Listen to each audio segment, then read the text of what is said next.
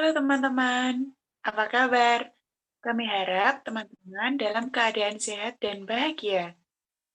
Perkenalkan, kami mahasiswa semester 7 dari Fakultas Farmasi Universitas Sanata Dharma dari kelompok 2 Praktikum Pelayanan Informasi Obat yang beranggotakan saya Anastasia Merin Fitria Wulandari, NIM 188114067. Kemudian, perkenalkan nama saya Corina Febriati Isabel dari NIM 181140669. Halo teman-teman, perkenalkan saya Ananda Nabila dengan NIM 18078. Halo teman-teman, perkenalkan nama saya Ditya Guntur Caksono dengan NIM 18084. Halo teman-teman, perkenalkan nama saya Monika Selena, NIM 18086.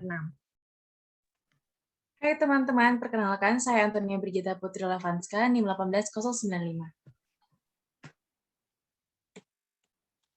Kami akan menyampaikan informasi terkait dagu sibu rotaheller dan nasal spray dengan media leaflet.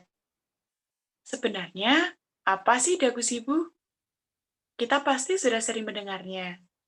Ada yang tahu dagu sibu itu merupakan singkatan dari apa? Jadi, dagu sibu adalah singkatan dari dapatkan, gunakan, simpan, dan buang. Karena yang akan kita bahas adalah obat, jadi dagu sibu memiliki arti dapatkan obat secara benar, gunakan obat secara benar, simpan obat secara benar, dan buang obat secara benar. Kemudian, kenapa dagu sibu itu penting? Karena saat ini banyak kasus-kasus di masyarakat mengenai penyalahgunaan obat, baik itu obat yang sudah diresepkan dari dokter maupun obat yang didapatkan atas inisiatif sendiri. Kasus tersebut diantaranya mulai dari keracunan, overdosis, hingga menyebabkan kematian. Jadi, kita tidak boleh menganggap remeh mengenai tata cara pengelolaan obat, mulai dari awal kita mendapatkan resep dari dokter, atau mendapatkan obat dari inisiatif sendiri, hingga cara membuangnya jika sudah tidak dipakai lagi.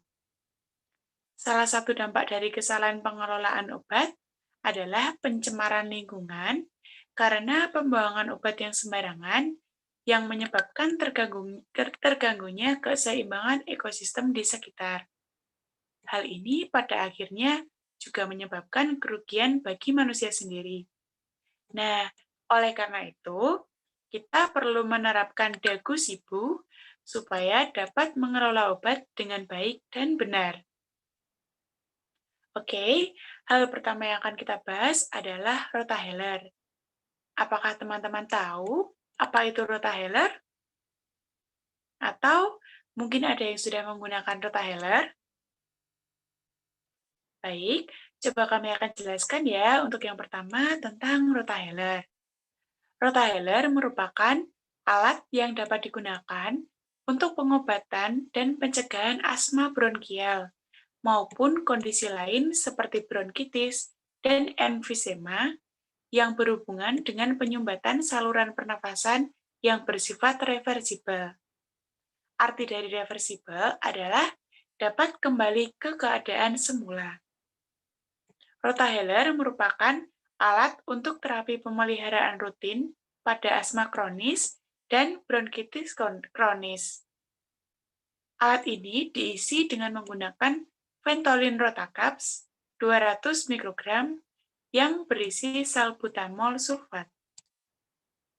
Kemudian, rotaheller dapat kita temui di apotek, instalasi farmasi rumah sakit, dan instalasi farmasi klinik.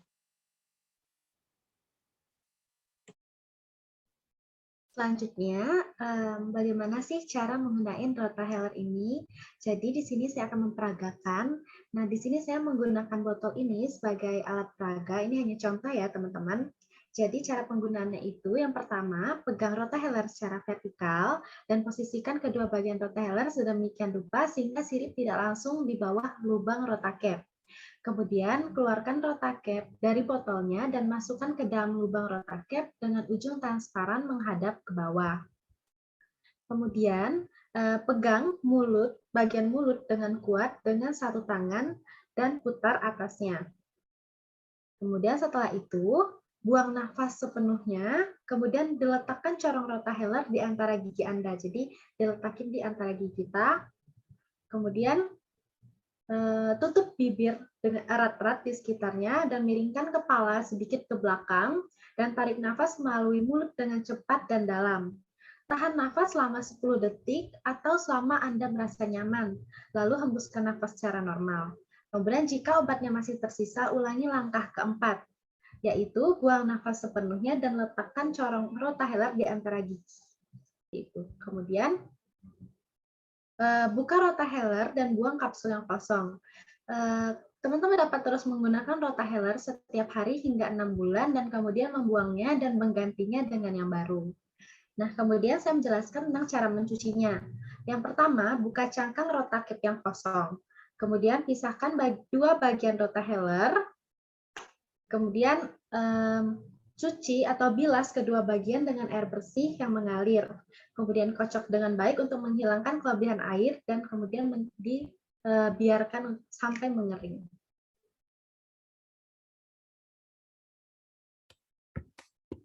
Ya, setelah teman-teman udah tahu nih cara penggunaannya, nah tentunya mungkin kita bertanya-tanya ya bagaimana sih kita bisa menyimpan rotahelor ini.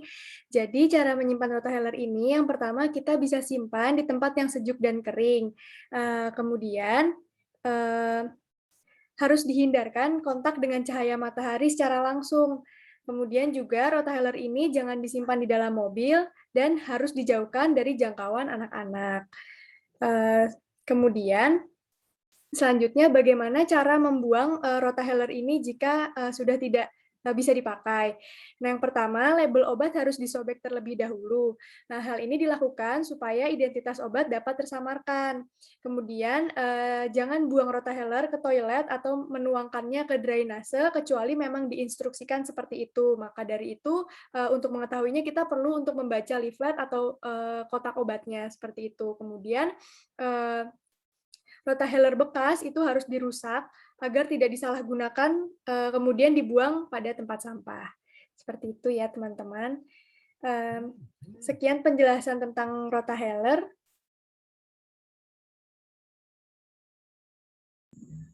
Ya, bagaimana teman-teman? Apakah bisa dipahami dari rotahelor tadi dan kemudian apakah ada pertanyaan? Jika ada nanti pertanyaan bisa dikomen di bawah ya teman-teman. Kemudian saya di sini akan melanjutkan untuk menjelaskan terkait semprot hidung atau nasal spray. Apakah teman-teman tahu apa itu nasal spray? Atau ada yang pernah menggunakan nasal spray? Baik, coba kami jelaskan ya tentang apa itu nasal spray. Nasal spray atau semprot hidung adalah obat yang disemprotkan ke hidung untuk mengurangi peradangan. Disemprotkan langsung ke lubang hidung atau saluran hidung. Semprotan hidung ini biasanya untuk mengobati asma, alergi hidung, dan rinitis resisten atau radang hidung. Menggunakan semprot hidung ini atau nasal spray ini banyak membantu untuk obat bekerja lebih efektif dan juga untuk mengurangi resiko efek samping seperti hidung berdarah, iritasi, dan nyeri. Nah, obat nasal spray ini dapat didapatkan di apotek, instalasi farmasi rumah sakit, dan instalasi farmasi klinik. Nah, bagaimana nih cara menggunakan nasal spray ini? Saya akan memperagakan menggunakan alat bantu ini sebagai contoh dari nasal spray ya teman-teman. Dari National Health Service 2020 menjelaskan bahwa cara menggunakan nasal spray yang pertama, pastikan bahwa kedua tangan dalam kondisi bersih. Kemudian, pegang ujung nasal spray menggunakan 2 jari, lalu dikocok.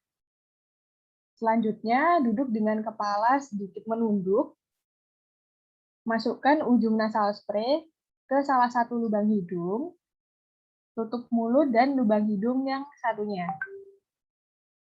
Semprotkan dengan cara menekan ujung nasal spray sembari dihirup perlahan.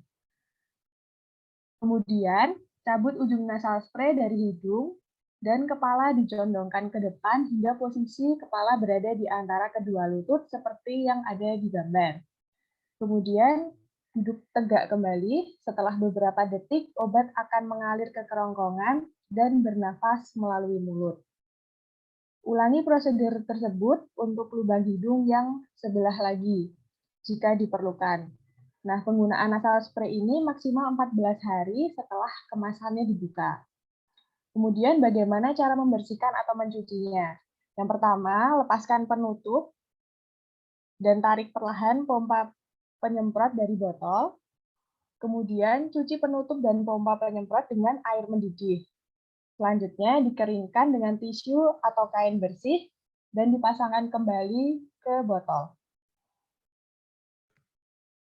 Selanjutnya, nasal spray ini baik sebelum atau sesudah digunakan dapat disimpan di tempat yang sejuk dan kering. Kemudian nasal spray ini harus dihindari kontaknya dengan cahaya matahari secara langsung dan jauhkan nasal spray dari jangkauan anak-anak. Kemudian yang terakhir, untuk cara pembuangan nasal spray itu, yang pertama label obat itu harus disobek terlebih dahulu. Hal ini dilakukan supaya identitas obatnya dapat tersamarkan. Kemudian yang kedua, obat dalam botol dapat dibuang di wastafel dengan air mengalir. Lalu yang terakhir, botol bekas dirusak agar tidak disalahgunakan. Kemudian dapat dibuang pada tempat sampah. Nah, sekian informasi yang dapat kami sampaikan mengenai Rotahelor dan nasal spray. Semoga informasi yang kami sampaikan dapat berguna bagi teman-teman sekalian. Jika ada pertanyaan teman-teman dapat menuliskan pertanyaan pada kolom komentar di bawah ini. Sekian dari kami, terima kasih.